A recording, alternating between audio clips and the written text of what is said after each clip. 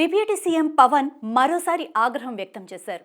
Social media కేసుల అంశంలో హోంమంత్రి పైన వ్యాఖ్యలు, ఆ తర్వాత సీజ్ ది షిప్ వ్యవహారం, తాజాగా తిరుపతి తొక్కిసలాట ఘటన వేళ పవన్ స్పందించిన తీరుపై రాజకీయంగా ఇంకా చర్చ కొనసాగుతూనే ఉంది. ఇంతలోనే దశాబ్దాల కాలంగా ఉద్యోగులపైన విజిలెన్స్ కేసులు పెండింగ్లో ఉండటంపై డిప్యూటీ సీఎం సీరియస్ అయ్యారు. దీనిపై అధికారులకు కీలక ఆదేశాలు జారీ చేశారు.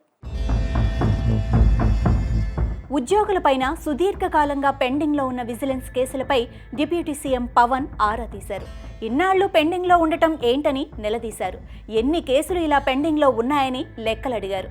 విచారణలో జాప్యానికి కారణాలు, కేసుల వివరాలతో తనకు 3 వారాల్లో నివేదిక ఇవ్వాలని ఆదేశించారు. ఉద్యోగుల పనితీరుపై సున్నితమైన విజిలెన్స్ ఉండాలని, ఉద్యోగులు అప్రమత్తంగా పనిచేయడానికి ఇది ఉపయోగపడుతుందని పేర్కొన్నారు. అయితే ఉద్యోగులపై నమోదవుతున్న విజిలెన్స్ కేసులు, శాఖాపరమైన విచారణలు, దర్యాప్తులు, చర్యలు సంవత్సరాల పాటు పెండింగ్లో ఉండటం వారి పనితీరుపై ప్రభావం పడుతుందని అన్నారు.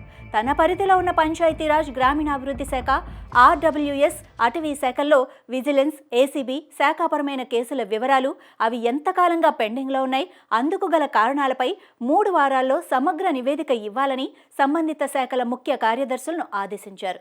కొన్ని కేసులు 20 ఏళ్ల నుంచి పెండింగ్లో ఉన్న విషయాన్ని అధికారులు పవన్ దృష్టికి తీసుకురాగా పవన్ ఆశ్చర్యం వ్యక్తం చేశారు.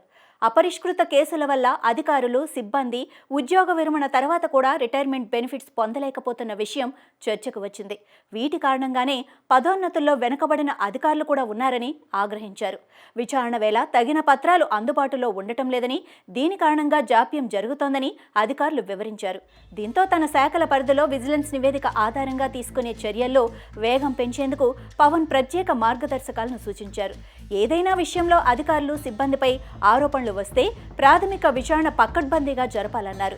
ప్రాథమిక విచారణలో బలమైన సాక్ష్యాలు సేకరించాలని, విచారణ అధికారికి, ఆరోపణలు ఎదుర్కొంటున్న ఉద్యోగికి మధ్య సన్నిహిత సంబంధాలు లేకుండా తొలి దశలోనే నిరోధించాలని స్పష్టం చేశారు. శాఖల్లోని అన్ని విజిలెన్స్, నాన్ విజిలెన్స్ కేసులను సరైన రీతిలో తిరిగి విచారించి వేగంగా పరిష్కరించేందుకు శాఖాధిపతులు దృష్టి సారించాలని పవన్ ఆదేశాలిచ్చారు. 3 వారాల తర్వాత ఈ కేసుల విషయంలో తదుపరి కార్యాచరణ ఖరారు చేయనున్నారు.